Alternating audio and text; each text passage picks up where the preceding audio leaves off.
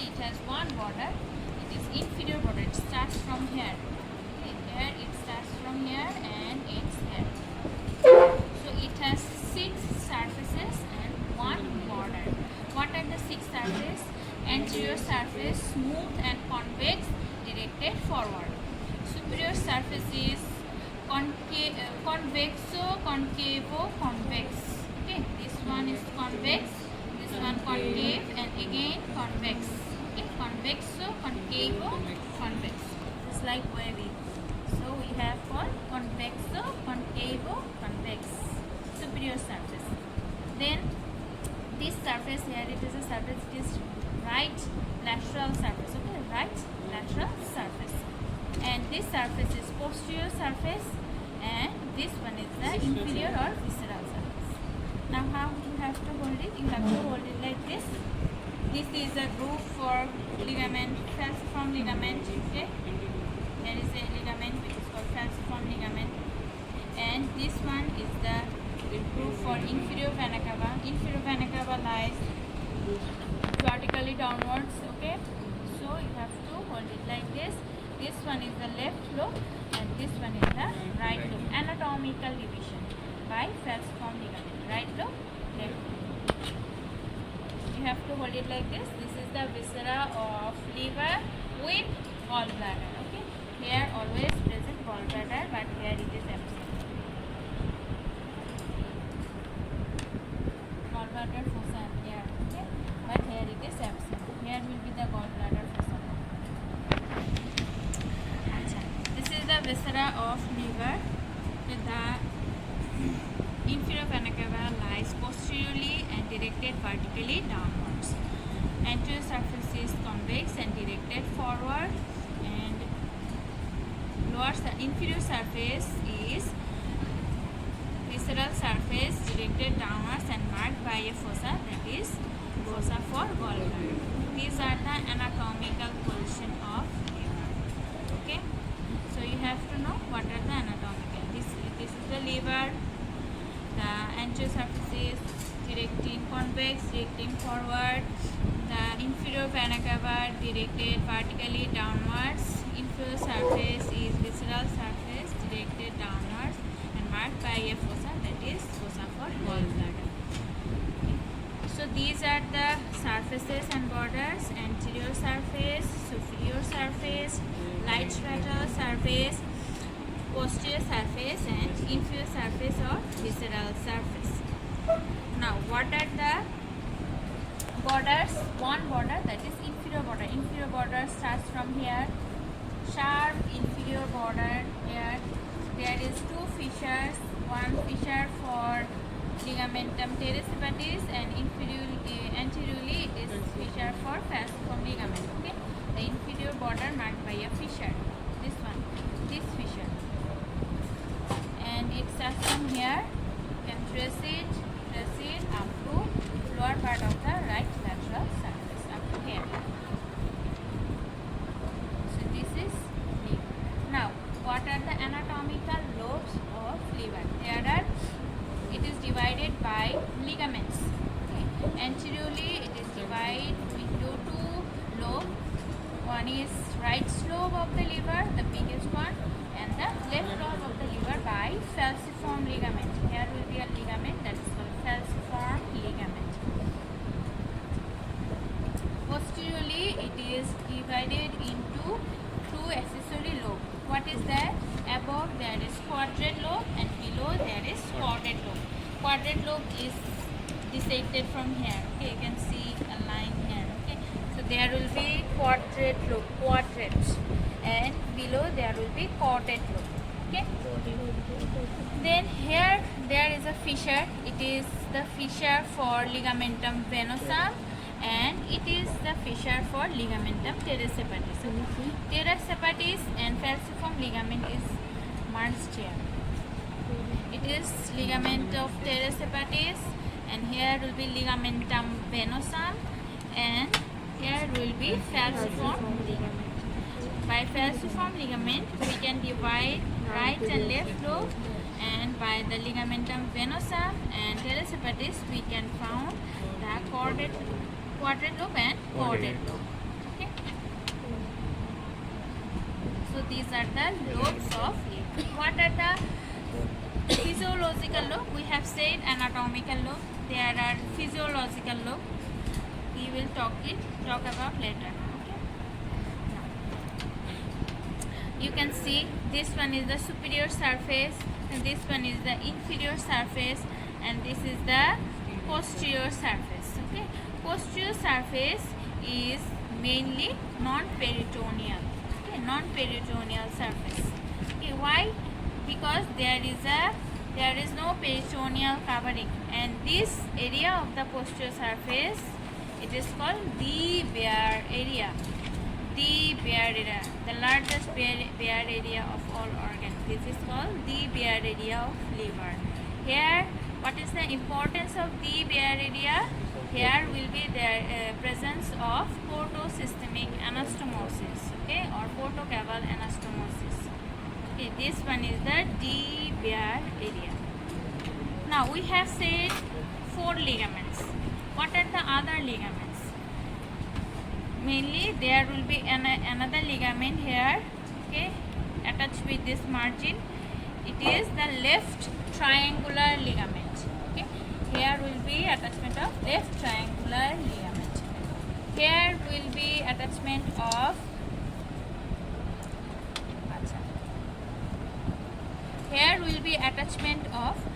this is the bare area. Above the bare area there will be attachment of right superior part of coronary ligament. Okay? There will be attachment of superior part of coronary ligament, and below the bare area there will be attachment of inferior part of coronary ligament, and 2 ligaments here form a triangular process that is called right triangular ligament. Okay, what I have said? I have said 2 triangular ligament and 1 coronary ligament. Left triangular ligament along with the left side, left lobe, okay, this is the attachment of the left triangular ligament. Then I have said this one is the bare area. Above the bare area there is attachment of superior part of coronary ligament. Below the bare area there is attachment of inferior part of coronary ligament. 2 ligament comes here and fused here, forming a triangular process that is called right triangular ligament.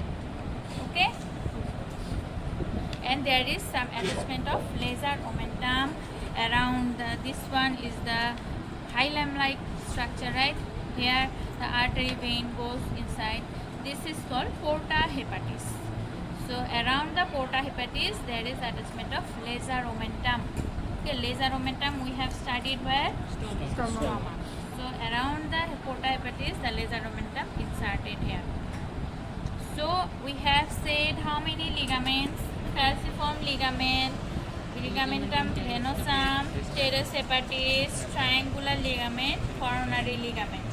Among these, which are false ligament and which are true ligament? True means they are present from birth. Okay, developmentally they are present from the very beginning of life. What are the true ligaments? True ligaments are ligamentum venosum and ligamentum teres hepatis. And rest of all are false ligament. Why they are called false? Because they are the peritoneal fold. They are developed after birth with age. Okay, that's why they are called false ligament. True ligament, why? Because they are present from our birth. They are derived from some embryological structure. Okay. So false ligament, what are the false ligament? Falciform ligament, triangular ligament, coronary ligament, okay, lesser omentum, they are all false ligament. But true ligament only the ligamentum venosum and teres hepatis. Okay, here. Now, this hilum is called porta hepatis. Okay, porta hepatis, like a port. So it is called porta hepatis. What are the structure of porta hepatis? You can see it is a very big structure here. It is the portal vein. Okay, portal vein. This one. Can you see? Yes. This one is the portal vein. This one is the portal vein. And these are the bile ducts. Okay, right hepatic duct, left hepatic bile duct, and this one is the hepatic artery. Portal vein, bile ducts. This one is the left hepatic duct, this one is the right hepatic duct, and this portion is for hepatic artery. This one. In between two. This one is portal vein, left hepatic duct, right hepatic duct, and hepatic artery. Okay.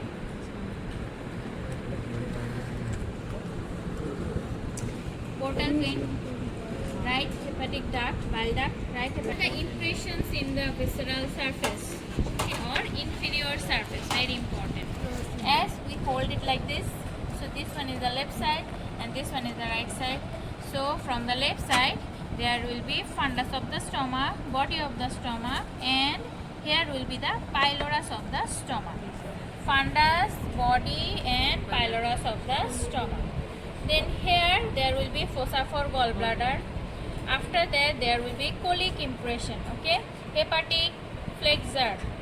There will be hepatic flexure, right colic flexure. Okay, right side there will be right colic flexure. Here there is impression for duodenum. Okay, stomach goes like this, and here will be duodenal impression.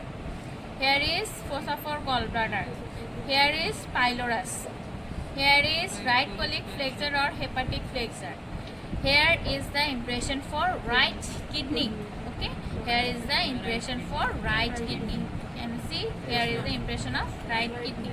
Above the right kidney there is right suprarenal gland, and above it the Bayer area. Okay? Bayer area is not the relation, just I am saying for description.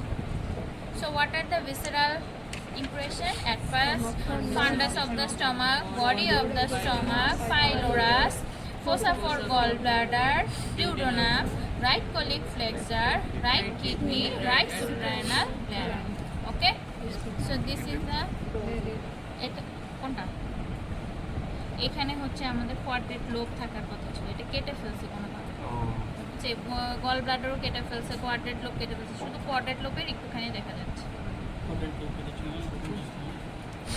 So these are the impression for visceral surface. Now you may answer, and porta hepatis is here. Where is the hepatic vein goes? Right? Porta hepatis, I have said hepatic vein? No. I have said portal vein, hepatic artery, bile duct. I don't say, I can say the hepatic vein here. Where the hepatic vein goes? Hepatic veins directly opens to the inferior vena cava. Like it goes from the substance of the liver, then it directly opens to the inferior vena cava. Okay?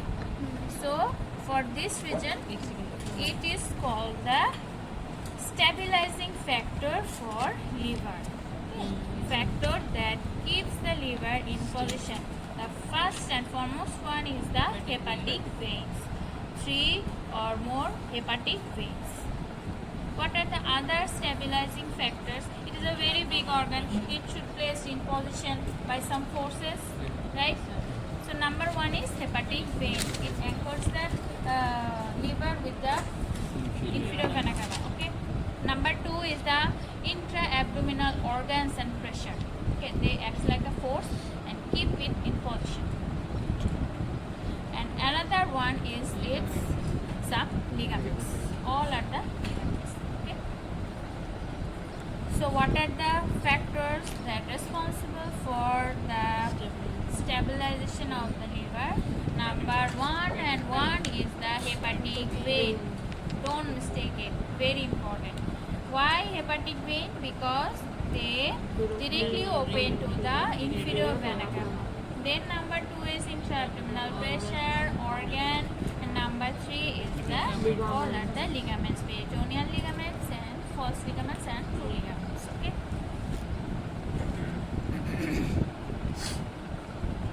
So these are the features of liver.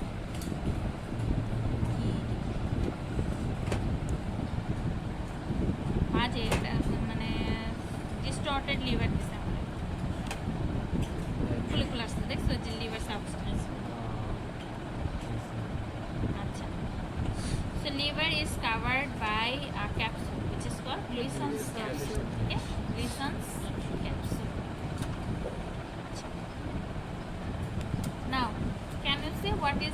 peritoneal reflection of liver, it is very important.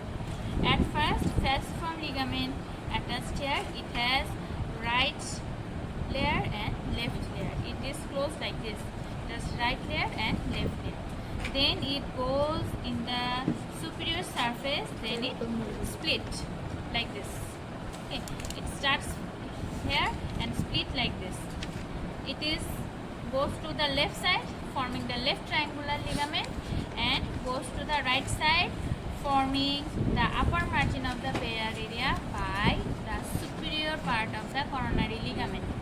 Then it divides again here and goes beside the groove for inferior vena cava and goes downwards along with the upper margin of the porta hepatis. Then it goes above along with here and meets here. Here it forms the inferior part of the coronary ligament and superior part of the coronary ligament, inferior part of the coronary ligament joins here and forms the right triangular ligament.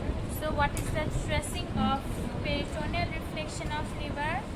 Here falciform ligament, it splits here, right part and left part. Left part forms the left coronary ligament, then right part again split, it split upwards forming the superior part of the coronary ligament. Then inferiorly it goes downwards along with the fissure of the inferior vena cava, then upper margin of the porta hepatis, then again it becomes the inferior part of the coronary ligament, and superior part and inferior part of the coronary ligament forms the right triangular ligament. So this is the tracing of peritoneal reflection. Very important, very favorite question of Razia ma'am. You have to stress it.